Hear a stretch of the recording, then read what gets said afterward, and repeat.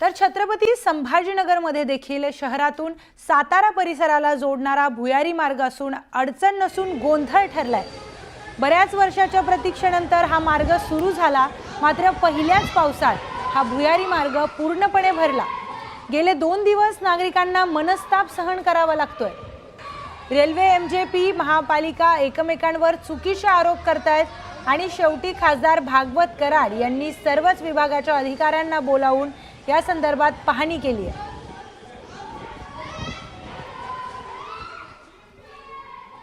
तर या संदर्भातील अधिक माहिती घेऊयात। आपले प्रतिनिधी सिद्धार्थ गोदाम थेट छत्रपती संभाजीनगर मधून आपल्या सोबत जोडलेले आहेत। सिद्धार्थ, छत्रपती संभाजीनगर मध्ये एक भुयारी मार्ग आहे जो नवीनच बनलेला आहे आणि त्याला 2च दिवसात तो पाण्याने भरलेला आहे। नागरिक संतप्त झालेले आहेत, काय तिथले अपडेट्स आहेत?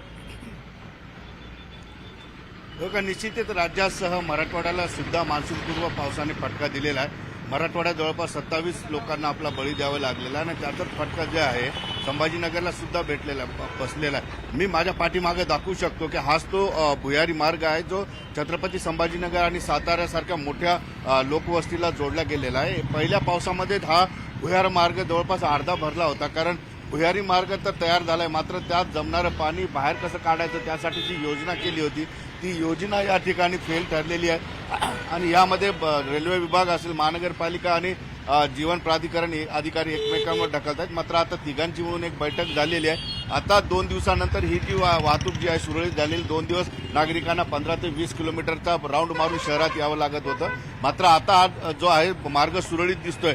मात्र हा मार्ग कधी बंद पडू शकतो, कारण जे काही पाणी काढण्याचा मार्ग आहे ती योजना पूर्णपणे वर आहे आणि पाणी खाली साचलेलं, त्यामुळे पाणी जाऊ शकत नाही। ही कुठेतरी मोठी तांत्रिक चूक या बांधकामामध्ये झालेली आहे। मात्र आता ती चूक दुरुस्त करण्यासाठी 3-4 विभागाचे अधिकारी एकत्रित येऊन त्यांनी बैठक सुद्धा या ठिकाणी केलेली आहे। मात्र आता जरी पाऊस पडला 10-15 मिनिटं तरी हा मार्ग पूर्णपणे बंदच होणार आहे, कारण जी काय चूक झालेली ती दुरुस्त झाली नाही, तिला व्हायला 15 ते 20 वर्ष महिने एखादा महिना सुद्धा या ठिकाणी लागू शकतो। त्यामुळे पाऊस पडला की हा मार्ग बंदच होणार आहे।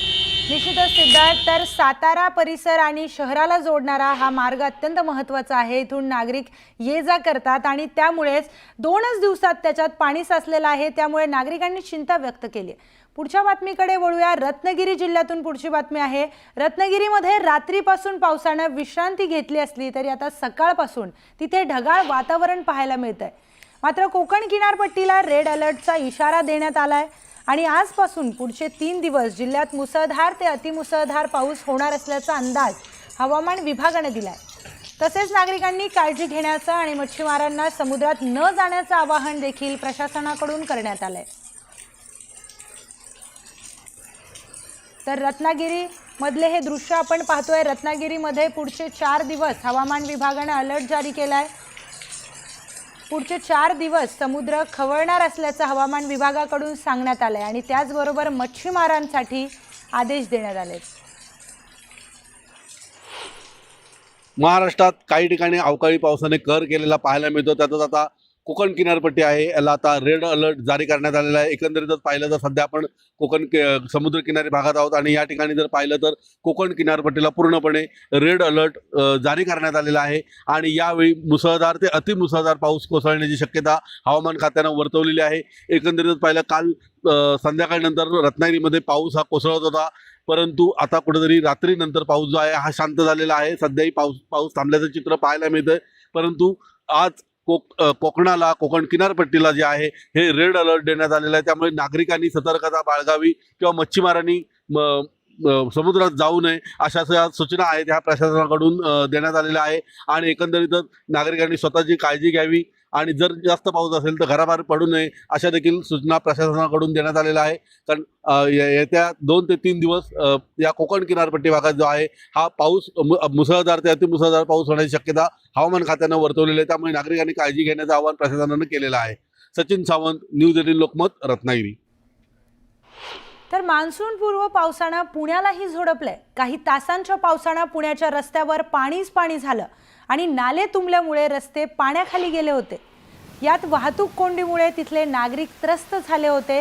दरम्यान पुण्यामध्ये 3 दिवसांपासून पडणाऱ्या पावसामुळे पुणेकरांची चांगलीच धांदल उडाली आहे। शिवणे, वारजे, औंध NDA, पाषाण, शिवाजीनगर या भागांमध्ये पावसामुळे पुणेकरांची दाणादाण उडाली।